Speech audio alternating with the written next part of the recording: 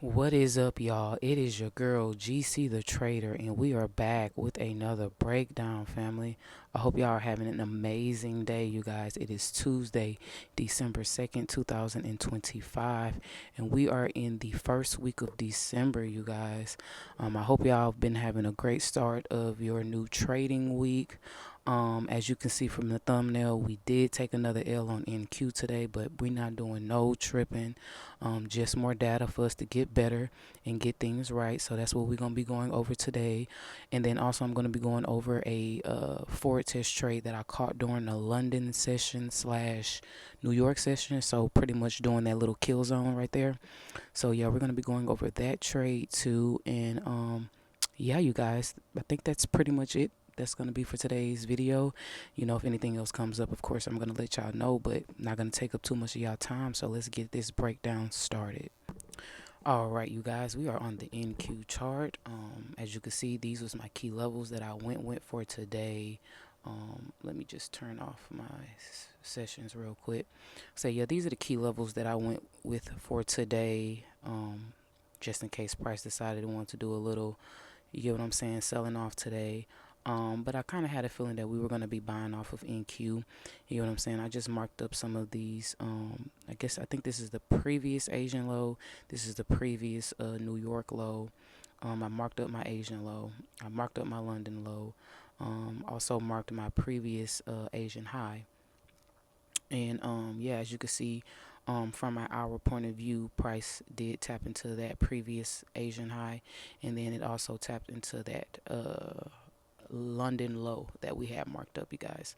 So yeah, these are my key levels on my hour. Drop down to my 30-minute. They line up perfectly. This was a trade idea that I did have marked up, which was off of a 30-minute demand. It did line up with a 15-minute, and it did line up with a 5-minute, you guys. But this is the actual trade I took live. This is the trade right here that I took on my paper account.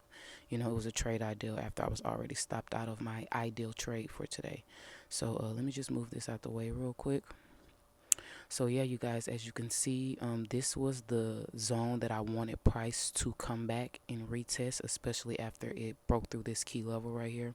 I wanted price to come back, retest this zone, and retest this key area right here, so that I can, you get what I'm saying, go to the upside. But it did not do that. So instead of me, you get what I'm saying, crying over spilled milk, I was like, okay, NQ may want to do some continuations today. So once I saw price give me this demand zone right here, I was like, okay, if price breaks from that zone, retaps into my zone, and on the break of the candle, I'm gonna go ahead and enter, and that's exactly what happened. I wasn't necessarily really worried about what price is gonna do. I was pretty much moving in that moment. Okay, I really wanted price to tap into this key level right here, which will also, well, not key level, this zone right here, which will also be a part of the ICC concept that I do use to find better supply and demand setups. So this is what I really wanted to play off of, but it did not happen. So I was like, okay, if price gives me another zone, I'm gonna mark that up, reset, and then start all over again. And as you can see, I entered on the break of the candle. I was risking, if I'm not mistaken, 200 ticks for 400 ticks because it is Tuesday. And I don't know if y'all remember, on Tuesdays I do increase my risk to $100, and that's the most amount I will risk on my trading accounts. Because I know some people like, oh, do 250, do 500. Well, technically on a $50,000 account, you really only have $2,000 to trade with. So it will be crazy for you to be taking $200, $300, $500 trades, which only gives you a room to trade minimum 4 trades, maximum 8 trades. You get what I'm saying? And that's based off of me because I take 1 trade a day. So, you know what I'm saying? That's like 4 to 8 trades that I would have allowed myself trading above $200 on a basically $2,000 account, because I don't have 50 grand to trade with. I have $2,000 to trade with. You lose that, you lose your account. So on Tuesdays, my max risk, Tuesdays and Thursdays, my max risk is $100. So that's what I went for today. And as you can see, I was in this trade for like 13 minutes, and then price came down to stop me out. It invalidated my zone. It just wasn't a good trade. And when I say it wasn't a good trade, I'm not saying it wasn't a good trade as far as, look at this. This is a 5 minute demand. It gave me the break. It gave me a gap, which means price had to come back and retest this. So this was pretty much what you want to look for in a demand setup. It's just I'm saying this wasn't a good trade because price didn't give me any push in my green. It only ranged in my red and then knocked me straight up out of the trade and then invalidated that 5 minute zone right there. And after it invalidated that 5 minute zone, I'm thinking, okay, it's about to come and tap into that 30 minute.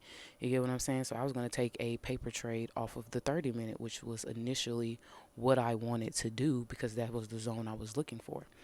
But once I seen price invalidate this zone and back into this key level and then take off, I was like, okay, if it does come back down to tap this zone, it's going to invalidate it because I know it was a lot of buy orders sitting here because this is an ideal zone. Look at this gap. Like, look at that gap right there. That's beautiful. You get what I'm saying? It broke through a key level that if you go back to the hour, price hasn't been able to break through this key level.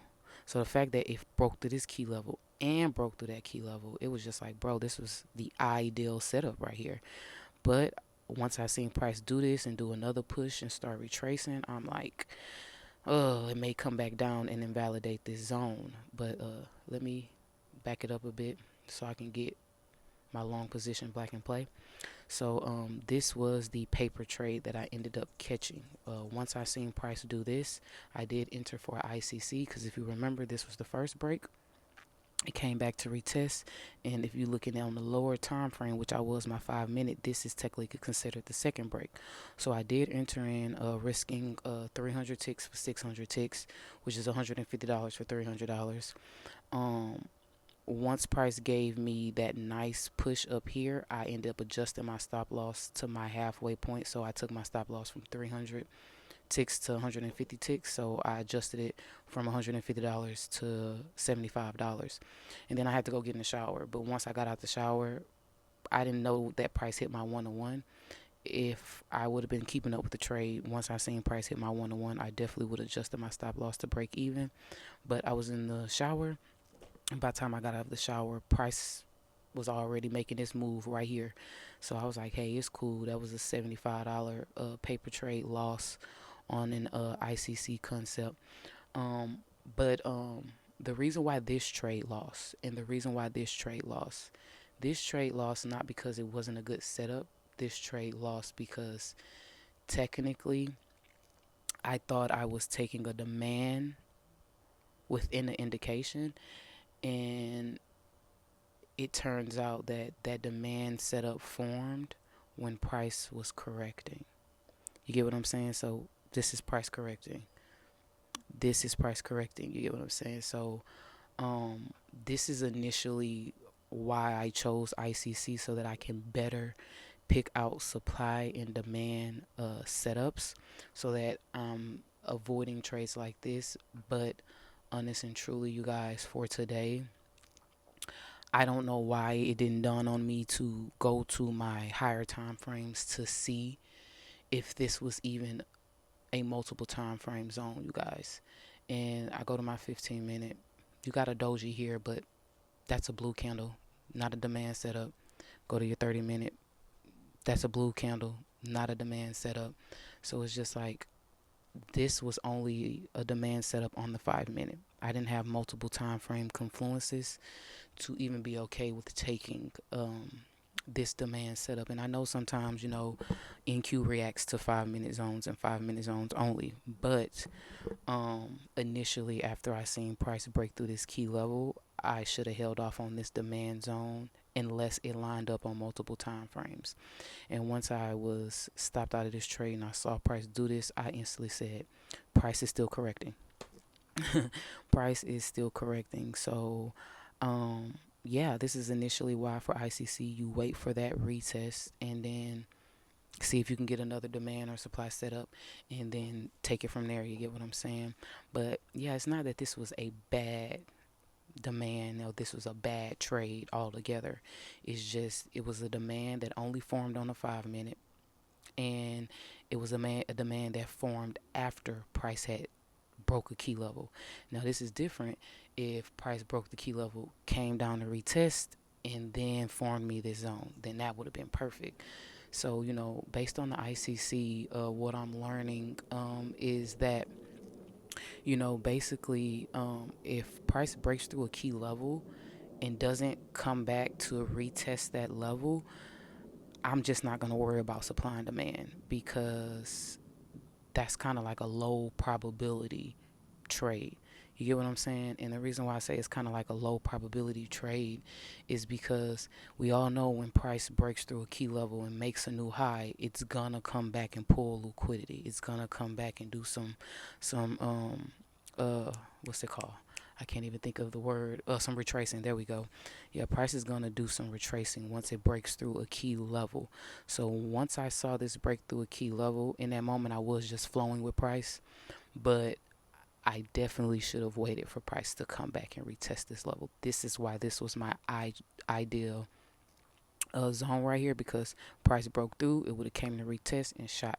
But in this case, when it came back and retested this area but didn't retest the zone and then started to push up, I was like, okay, well, if it does come back to the zone, it's going to use it.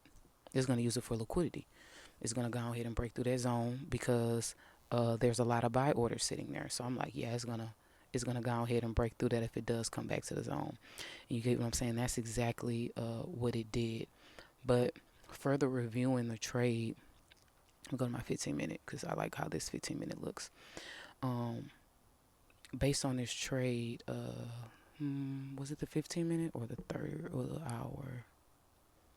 I think it was the hour. Yeah, it was the hour, because as you can see, this was the very first key level that price broke from.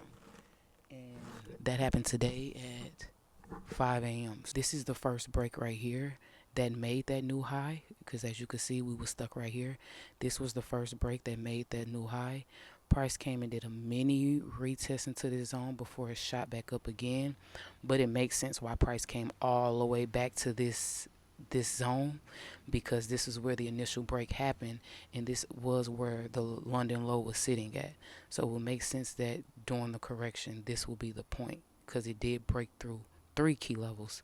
So it would make sense for price to retest those 3 key levels, and then it also decided to grab that London low on its way back up. So yeah, you guys, yeah, this was today's trade.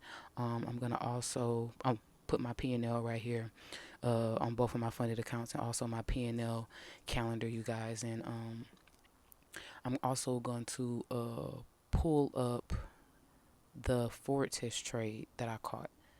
So give me one moment. All right, you guys, as you can see, I had a 30-minute demand. That 30-minute demand actually made my lower, not my lower low, but my London low. I marked up that demand zone. Price broke to the upside. It came back to retest that zone. As soon as it retested the zone, I dropped down to my 15-minute. I entered, risking 120 ticks for 240 ticks, and that's just basically $60 for $120. I was in this trade for about maybe about an hour, because I was on my 15-minute chart, and ended up getting stopped out at break even, you guys. And as you can see, after I got stopped out at break even, it shot straight to my TP, you guys, like shot all the way there. And I know y'all probably thinking, why would you adjust your stop loss? Why you didn't hold it? Well, I was in this trade for about an hour, you guys. So after I was in this trade for an hour, I adjusted my stop loss halfway, especially when I saw price making that double top. And after price made that double top, you guys, it did end up pushing back up, giving me my 1-to-1. That's why I end up adjusting to break even. That's my rule. If price hits my 1-to-1, I'm adjusting to break even, and I'm holding till it hits my final TP. But yeah, you guys, in this case, keeping the original stop loss would have worked out and played in our favor. But as I stated, we was in this trade for an hour, and I was definitely not trying to still hold. Yeah, I wasn't trying to hold that after it being in an hour and keeping my original $60. But yes, you guys, that was today's trade. As I stated, we did take a L on NQ, but hey, a L is just a lesson. It's never a loss. It's always a lesson, especially if you learn from it. So yeah, you guys, we have been on a little red streak, but the one thing I love about red streaks is they gotta end. You get what I'm saying? You're not gonna be on a red streak forever, and this is nothing that I'm not well equipped for or that I can handle. You know, I'm well aware that you are gonna lose more than you win, and it's how you handle those losses when it happens to determine how you're gonna handle your wins.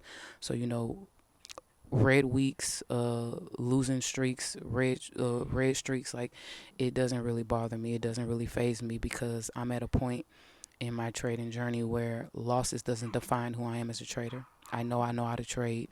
I know what I'm doing. I'm just right now in my learning stages where I'm learning market, I'm reading market, and I'm paying tuition. You get what I'm saying? But the great thing about paying tuition is it's gonna start paying me. So you know, I'm not really tripping on these L's. I'm not really tripping on these losses because it's gonna be a moment where I'm gonna be winning. I'm not even gonna be thinking about these losses. You get what I'm saying? So trust me, you guys. I'm not worried. I'm not feeling any type of way. I'm gonna show up again tomorrow, and well, I'm not going to show up again tomorrow. Well, I'm going to show up again tomorrow, you guys, but it's only going to be the forward test because a part of my trading plan is if I have two back to back green days or two back to back red days, I will not trade that third day. And it just so happens that the third day is Wednesday. So we're going to go ahead and leave Wednesday alone tomorrow as far as the live markets. But we are going to be doing some forward testing. You get what I'm saying? Because every day is an opportunity to show up, learn, and get better. So we are going to be doing some forward testing.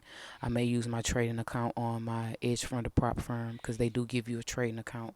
I think the trading account is like $250,000, and you can trade off of that account and not have to worry about risking your actual capital that you have on your funded account. So that's what I love about Theedgefunder. I'm going to continue to put the information below if y'all looking for a prop firm. They're amazing. They want you to win. They want you to be consistent. And hey, I know Top Step is amazing, but for me right now, Theedgefunder is winning. You get what I'm saying? So yeah, if you're looking for a prop firm, by all means, check them out. You won't be disappointed.